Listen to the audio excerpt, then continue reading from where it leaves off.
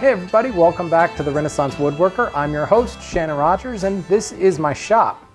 There are a lot of different drill bits available to the hand tool woodwork, and there's a lot of different ways to run the drill bit. From the classic egg beater drill to the Yankee drill, and then I think probably the most ubiquitous is the standard brace. And pretty much the most common bit you're going to find when you're talking about hand tool applications is the auger bit. The auger is outstanding for drilling large holes and especially really deep holes.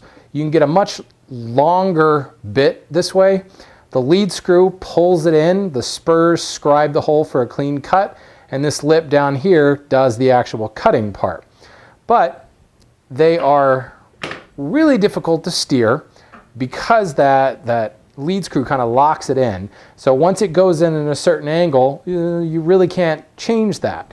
They also wedge the wood apart. This screw at the bottom is actually, it's a wedge and it's splitting the wood apart. So it can cause problems in splitting in some of the wood. But it's relatively easy to get these bits. They are manufactured new by certain manufacturers, but you also can get them pretty much a dime a dozen at flea markets. Still somewhat well known, but a little bit more obscure, is the spoon bit. And spoon bits are kind of always been the domain of the chair maker.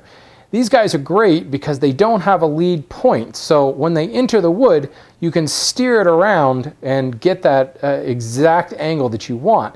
You also can work these at lower angles to the wood. Because there's no lead point, if you're drilling into something narrow, that lead point won't poke through on the other side. And that's probably why they've been known as chairmaker bits, because when you're drilling a tenon into a thin leg, you don't want that lead point to come through the other side. These are still available, a little bit harder to find vintage, but they are also available by modern manufacturers. I know you can get them through Tools for Working Wood, made by the Clifton Tool Company. A little more obscure, yet much easier to find, are the Gimlet Bits. And a lot of you may be familiar with the hand gimlet that you twist in the wood. I've got a few over here in my tool cabinet.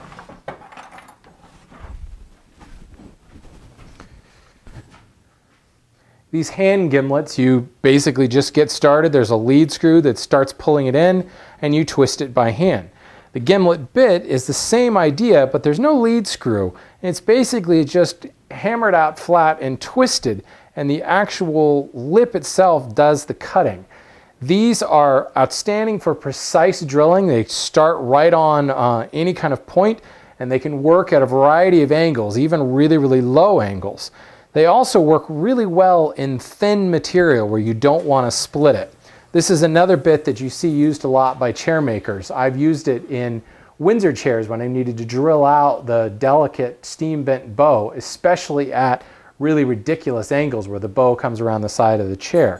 These are really easy to find. They're really inexpensive. I just picked up a couple for like, what are these, 65 cents a piece, and they're relatively easy to sharpen. But they don't get very big, and you can't drill really, really big holes with them. Now, probably more obscure, and definitely my favorite bit, and really what I want to focus the rest of this video on, is the center bit. Center bit doesn't get talked about very much, and it's kind of a crime if you ask me, because it is a bit that's going to outperform just about everything in your tool chest. Let's look at these closely. I've got a monster 2¼ inch center bit here to really show off some of these features. First and foremost, there's the cutting spur on the outer edge.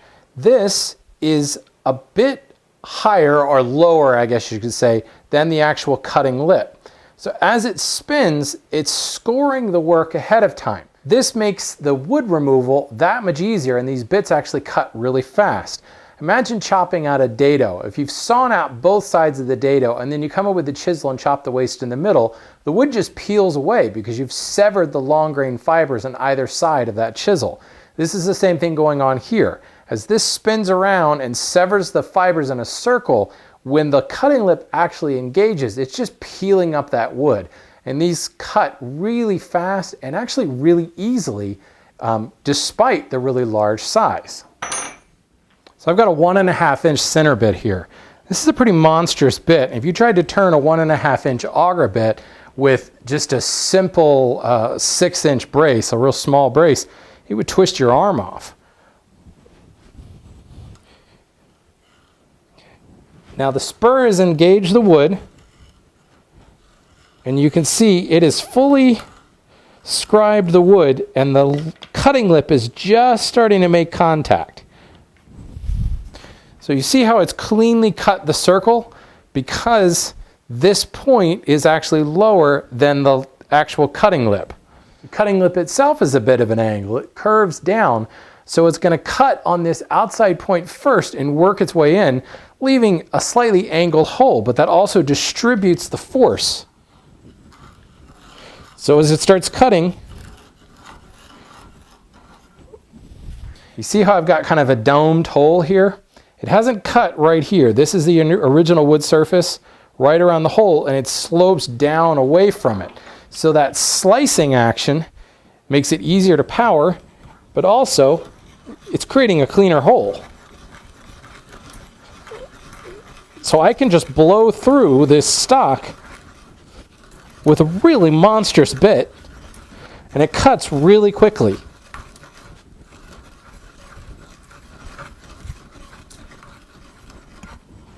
Now, because there is no lead screw here pulling it through, there's really no line that's holding it in place. So I can actually twist this from side to side as it's turning, and I can actually steer the bit. If I determine right now, I'm leaning way off to the side, so I've got the angle wrong, I can actually bring it upright and steer that hole. Likewise, I can come over this way.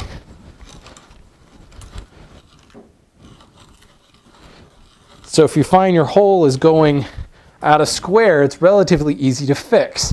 At the same time, these bits aren't really that great for really deep holes because of the fact that you can steer the bit. If you want a perfectly straight hole over, say, 4 inches, it's probably best to use something like a twist auger, because that will hold the line a lot better than one of these center bits. But I think you'll find that, pound per pound of exertion, these bits cut much faster and easier because of that geometry, because of the slicing action of the lip and this slicing action of the spur that slices ahead of the cutting lip. And one of the other things that's really great about these bits is the fact that there is no lead screw. The center bit's ability to not wedge the wood is not super important until you get into situations where you could really split the wood. If I'm working near the end of a piece, especially a thin piece, this is about 3/16 inch sapele here, and I'm going to drill off the edge of the bench. I probably wouldn't normally do this because I'd want to control some blowout on the end. But as I drill here, that lead point, it's pyramidal in shape, and you sharpen each face so that the corners, the irises, are quite sharp. And it works very much like a birdcage awl, where I can actually, using birdcage awl, just twisting it back and forth, I can drill a hole through the wood without splitting it. And I'm all the way through there with the birdcage awl. But obviously, if I wanted something larger, I do the same thing with the center bit, and that point acts just like the birdcage awl. Plus, that spur that cuts ahead of things, kind of more delicate as it eases its way into the wood. And I can drill through really thin stock right on the edge. Now, obviously, when you drill off the bench like that, you're going to blow through. But you can see no splitting whatsoever right out here on the end. Not sure I want to try this, but let's see what happens when we use an auger bit. There we go. As soon as the lead screw engages, see that? The wood is splitting ahead of it because of the wedging action of that screw. Of course, if I wasn't, concerned about blowout on the other side, you can still flip this through or start it through and flip the board and work through from the other side. And what's nice is these lead points are really quite long. So it starts to poke out when you're still a good distance away from breaking through. And I can use that point to drill from the other face. And I get a perfectly clean hole on both faces of the board here. I think the real genius and the thing that I like about these bits the most is that lead point. It stays exactly where you put it, and it doesn't need a large space to run on. Let me show you what I mean. I usually like to chop out my mortises, but when I'm doing through mortises, I usually will drill them out first. You know, and I'll work halfway through from each side.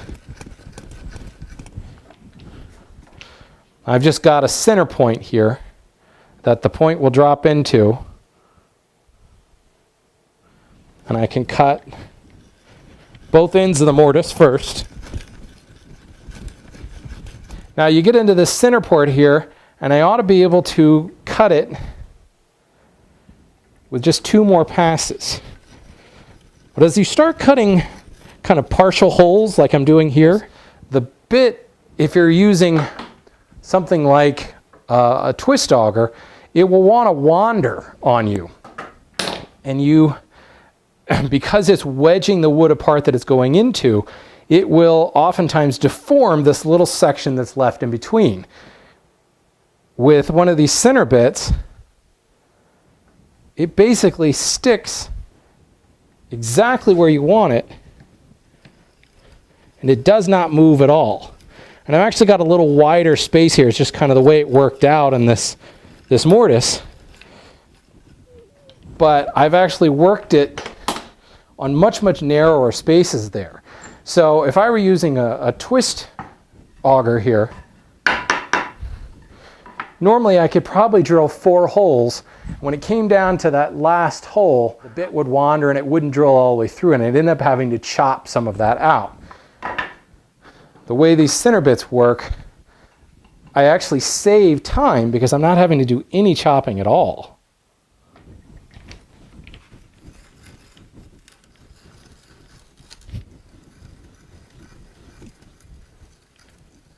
Now I'm all the way through, and I just need to clean it up with a chisel.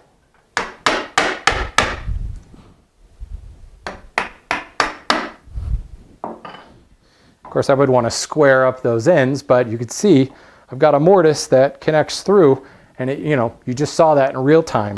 It would have taken longer using a twist auger like this, and this is just overkill when you're only drilling that 3/8 to 3/4 of an inch deep.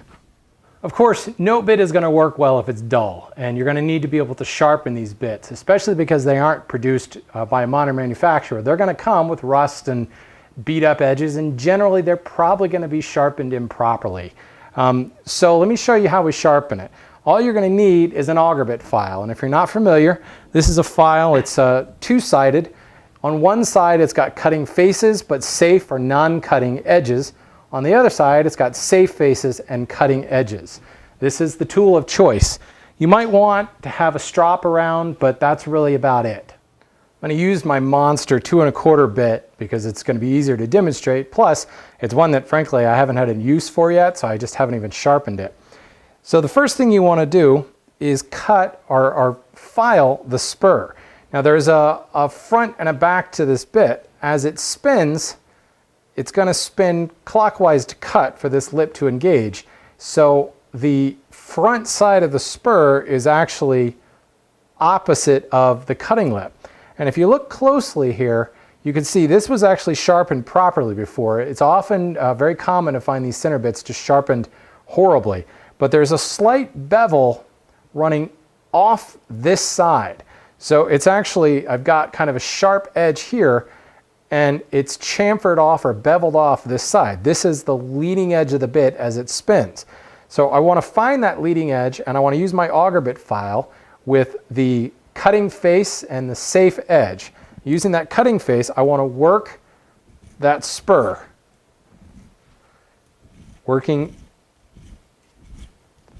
from that forward edge. And what's happening is I'm working not necessarily straight across, but slightly at a bevel, forming to that bevel. And what you end up with is not only a sharp point up here at the top that scribes that hole, but it comes to a sharper line on the leading edge of that spur, so it actually slices the wood as it comes across, and that's what makes that really clean circle as it cuts. Here. And if you look real close at that spur, you can see it comes to more of a straight point on this end, and it comes to kind of a radius on this end. It's because of that bevel, and that's that slicing action that you're getting. There's probably a little bit more work I need to do because I've got a nick in that edge. This is obviously hasn't been sharpened or used in a very long time. But I've got a burr on that whole edge. Now, you don't want to sharpen or file the outside edge here because that will reduce the diameter of this bit. But I've got a little bit of a burr there. So what I will do, you can either grab a strop, or I've got my finest extra fine diamond paddle here. And I'm just going to work that burr off. Also, because this has never been sharpened before, I'm removing a little bit of that patina just so that it will glide through the wood more. I am not, that would be the only time I want to do that because this is, brand new. I don't want to remove a lot of material here and reduce the width of that. So from here on out, I would use my strop and just strop off that burr on the outside. So now the spur is done. Next, I'm going to focus on the point itself. And again, as I said, these points are parameterable.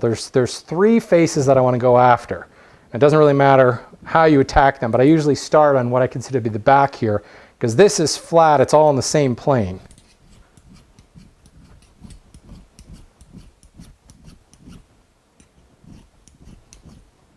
Okay, I'm good up to the edge there, so I'll come over to this next face. I'm good there. Go over to the last face.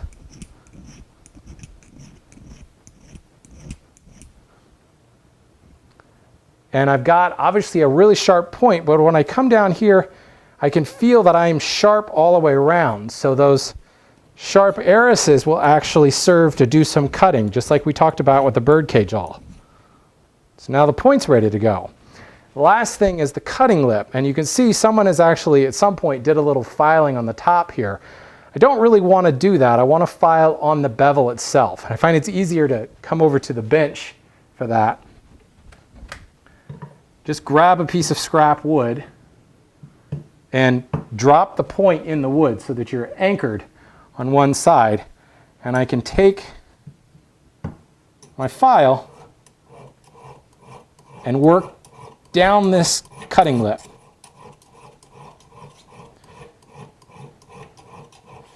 You don't really need to worry about the angle of the bevel here. That's really not important. You just want to work it so that you get a burr all the way along the edge, and especially right out here at the tip. In fact, I really would like that to come to a point.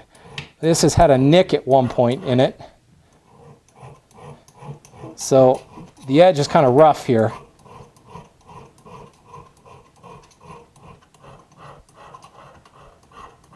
With a bit this big, I could probably use a mill file here.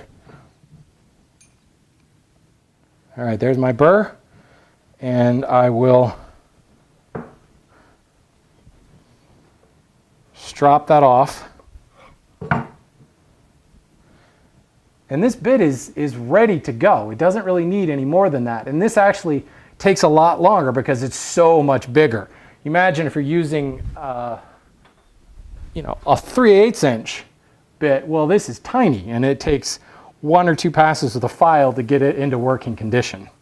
So let's see how we did. Let me pull my 1/2 inch bit out and put in the big guy. Point grabs. The point is cutting like it should, just like the birdcage awl. It's not wedging, it's cutting. You also can tell because I'm pulling out shavings there, just the lead point.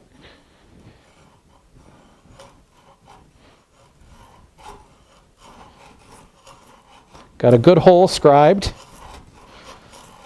The cutting lip is engaged, but the hole is scribed all the way around now. With a bit this big though, the slightest little bit of rocking too can throw it off. You can see how I'm getting that domed cut there from the slicing action of the lip.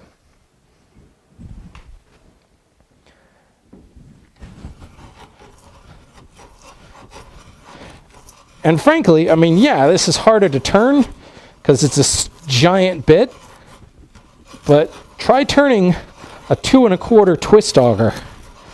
It's a lot harder than what I'm doing here.